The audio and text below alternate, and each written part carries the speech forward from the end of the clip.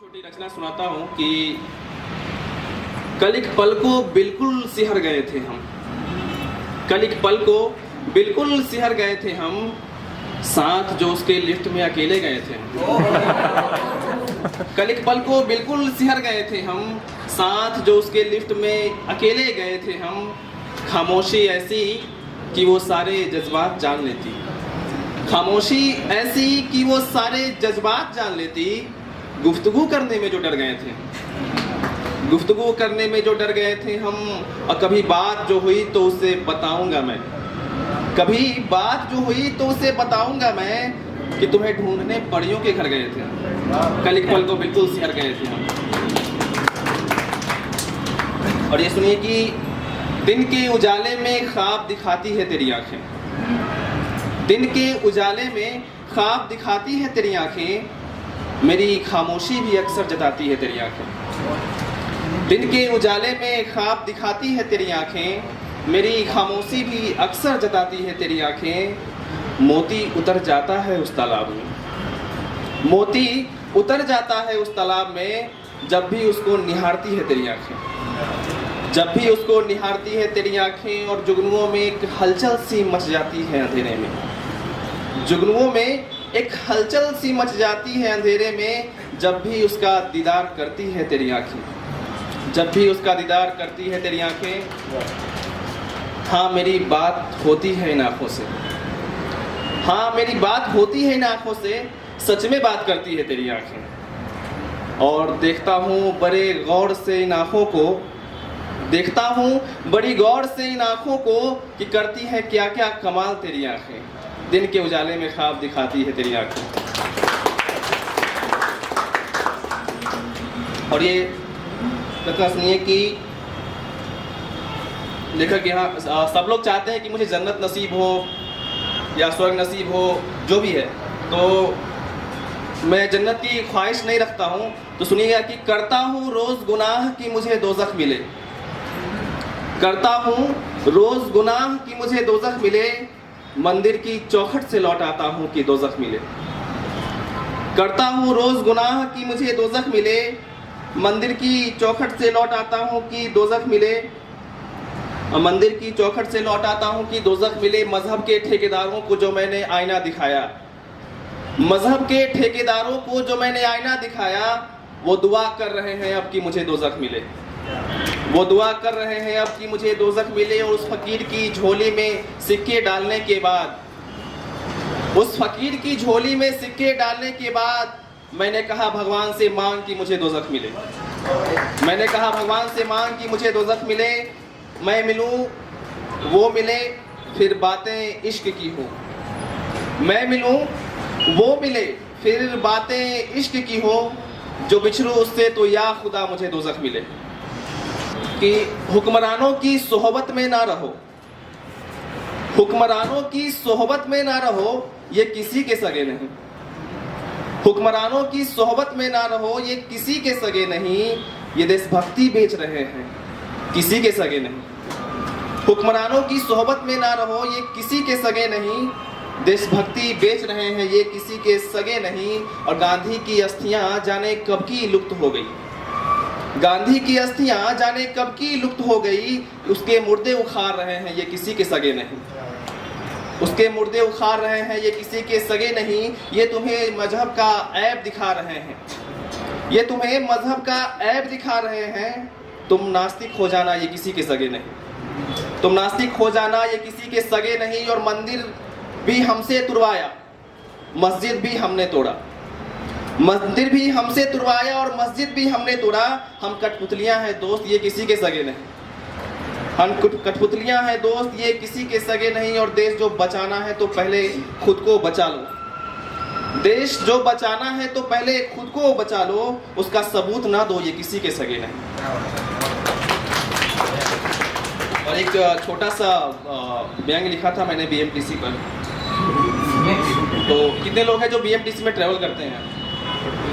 बढ़िया, सफ़र करते हैं। तो उसी पर मैंने एक लिखा है कि एक आईटी का एक बेबस एम्प्लॉय है, सॉरी बेबस या एम्प्लॉय कोई एक ही बात बोलनी थी मुझे।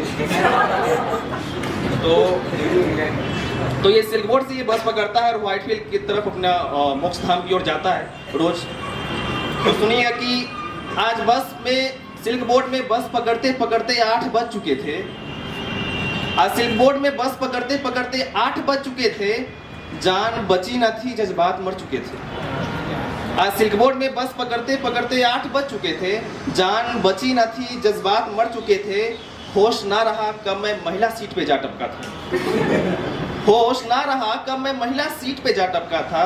शायद इसी वजह से बगल वाली मोहतरमा को खटका था। शायद इसी वजह से बगल वाली मोहतरमा को मैं खटका था। सब के सब किसी सॉफ्टवेयर फैक्ट्री के मजदूर थे। सब के सब किसी सॉफ्टवेयर फैक्ट्री के मजदूर थे। गले में दिखावटी पट्टा लगाने को मजबूर थे।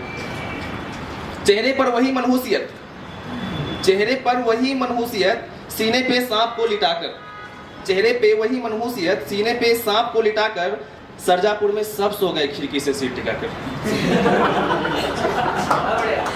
चूंकि मैं महिला सीट पे बैठा था तो उठना पड़ा, चूंकि मैं महिला सीट पे बैठा था तो उठना पड़ा। मोहतरमा खुश हो गई कि मुझे झुकना पड़ा।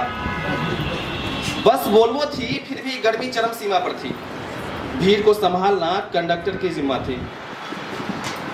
कान की पिछली सतह से पसीने की एक बूंद कछुए की चाल में, कान की पिछली सतह से पसीने की एक बूंद कछुए की चाल में, गालों को छूती हुई टिक गई मेरी छाती के बाल में। सब लोग बस में हिचकोले खा रहे थे, सब लोग बस में हिचकोले खा रहे थे। मोहब्बत नहीं झटके की वजह से एक दूसरे को गले लगा रहे थे। मोहब्बत नहीं झटके की वजह से एक दूसरे को गले लगा रहे थे।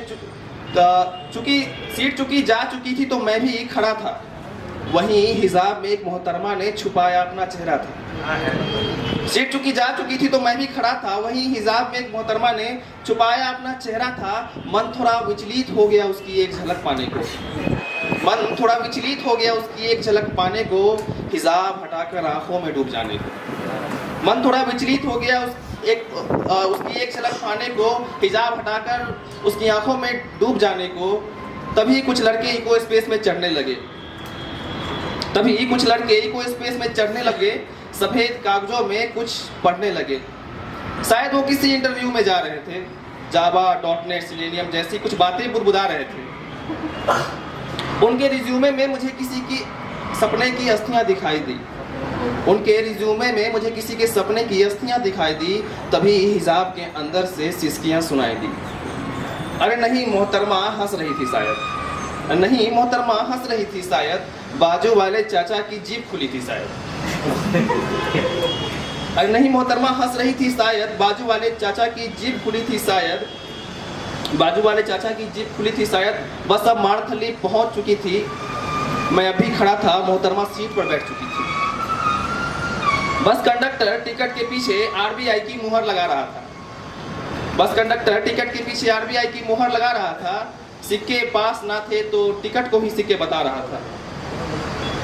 टिकट पास ना थे तो टिकट को ही सिक्के बता रहा था। बस बहुत ही प्यार से आगे बढ़ रही थी, मानो खुद को रांझा सड़क को हीर समझ रही थी। मोहतरमा ने मेरे दिल की आवाज़ सुन ली शायद, तो हिजाब हटाया। गर्मी हो रही थी, भीड़ ज़्यादा थी। मोहतरमा ने मेरे दिल की आवाज़ सुन ली शायद, तो हिजाब हटाया। या खुदा मुझे दिन में चाँद नजर आया। उसके गोरे और हल्के गुलाबी चेहरे पर वो काला तिल बहुत जच रहा था। मोहतरमा भी समझ चुकी थी कि मैं उसी को तक रहा था। मैंने हिम्मत करके उसका नंबर मांगा। उसने नंबर देने के लिए मेरा फ़ोन मांगा। मैंने हिम्मत करके उसका नंबर मांगा। उसने नंबर देने के लिए मेरा फ़ोन मांगा। मैं पागल हो चुका था कि अब मैं सिंगल नहीं रहने वाला। मैं पागल हो चुका था कि अब मैं सिंगल नहीं रहने वाला। पर हाय कुछ जेब कतरों ने मेरा जेब काट डाला। जेब में मोबाइल के नाम पर बस एक रुमाल था। मोहतरमा अब भी गुलाबी थी, मैं हो चुका लाल था। मेरा ध्यान उससे पूरी तरह हट चुका था। कहना नहीं चाहता पर मेरा जेब कट चुका था। गाड़ी आईगेट पहुंचने वाली थी। मोहतरमा भी वहीं उतरने वाली थी। मेरी आंखों के सामने HDFC के EMI की पर्चियां उड़ने लगी। पहली बार बस में यात्रा का क्षोभ हो रहा था। कभी मोहतरमा तो कभी BMTC को दोष दे रहा था। सोचा आप नहीं चढ़ेंगे, बस मैं बहुत चढ़ लिया। बहुत धन्यवाद।